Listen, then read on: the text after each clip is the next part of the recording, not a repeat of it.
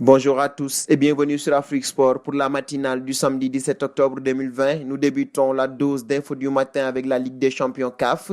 La Confédération africaine de football a annoncé le pays hôte de la finale de la Ligue des champions cette saison. À la suite d'un tirage au sort, l'Égypte a été choisie pour accueillir l'événement le 6 novembre prochain en demi-finale. Les géants égyptiens Al Ahly et Zamalek de Kabongo Kassongo affronteront respectivement les équipes marocaines Wydad Casablanca de Francis Kazadi et Raja Casablanca de Fabrice Ngoma et Ben Malongo. Les matchs allés de demi-finale auront lieu ce 17 et 18 octobre. Les matchs retour se déroulant le 23 et 24 octobre. Nous parlons naturalisation avec le cas Serhou Guirassy, auteur de 3 buts en 5 matchs. Il a réussi ses débuts à Rennes, qu'il a recruté pour 15 millions d'euros cet été. En pleine lumière, l'attaquant de 24 ans est notamment courtisé par la sélection guinéenne, le pays de ses origines. Et l'ex-international UV français ne ferme pas la porte au Sili national. J'ai des origines guinéennes, j'ai eu des contacts avec la sélection. Pour l'instant, mon choix n'est pas encore fait, a assuré l'ancien ami noir dans les colonnes de l'équipe avant d'expliquer qu'il a tout de même les bleus dans le viseur.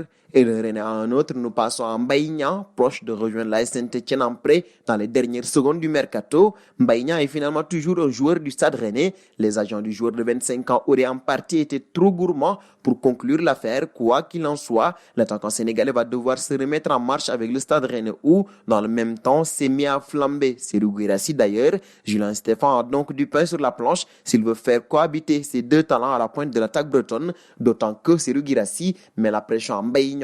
Le nouvel attaquant rennais est revenu sur le départ avorté de ce dernier dans les colonnes de l'équipe. Déjà, Mbaye, c'est un bon joueur. Il a eu un épisode un peu compliqué, mais il fait toujours partie du Stade Rennais. Tous les bons joueurs sont bienvenus à condition d'avoir l'état d'esprit du groupe, de bosser ensemble. C'est un groupe qui vit très bien, a ainsi dit Serhou Guirassy à propos de Mbaye.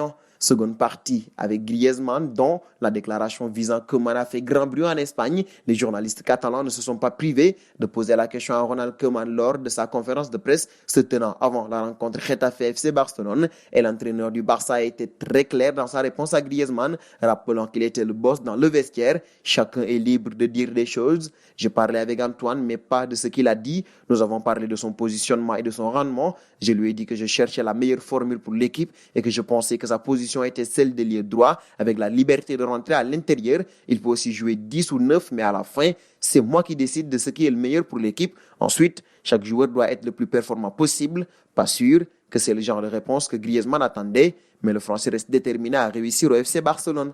Et de Griezmann, nous passons à De Bruyne, touché lors de la défaite de la Belgique contre l'Angleterre 2 buts à 1 en Ligue des Nations. Kevin n'est pas suffisamment remis. Il manquera le duel phare de la 5e journée de Premier League entre Manchester City et Arsenal. Ce sera ce samedi. C'est en effet ce qu'a expliqué Pep Guardiola, le manager Citizen. Malheureusement, Kevin De Bruyne est forfait, mais les autres joueurs sont revenus sans problème. Je ne pense pas que cela soit sérieux, mais je pense qu'il manquera les prochains matchs. On verra. Je ne sais pas combien de temps il sera absent, a révélé le coach espagnol.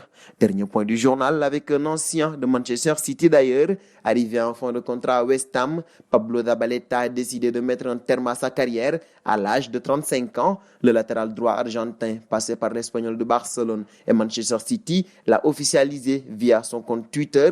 Après 18 ans en tant que professionnel, j'ai pris la décision d'arrêter le football. J'ai passé de merveilleuses années durant lesquelles j'ai pu profiter de moments uniques et inoubliables, a ainsi posté Zabaleta avant de remercier ses entraîneurs, ses clubs, ses coéquipiers et ses proches. C'est donc la fin pour l'ancien latéral droit de Manchester City. Et c'est également terminé pour cette matinale du samedi. Chers amis internautes qui nous suivez d'un peu partout, la famille Afrique Sport s'élargit de jour en jour pour nous aider à faire grandir notre chaîne. N'hésitez pas à vous abonner sur Afrique Sport. C'est pour ne rien manquer du football continental et international. Dans un très court instant, vous aurez la revue de presse suivie du journal du Mercato, l'Afrique Sport avec vous pour vous faire vivre le football à tout moment.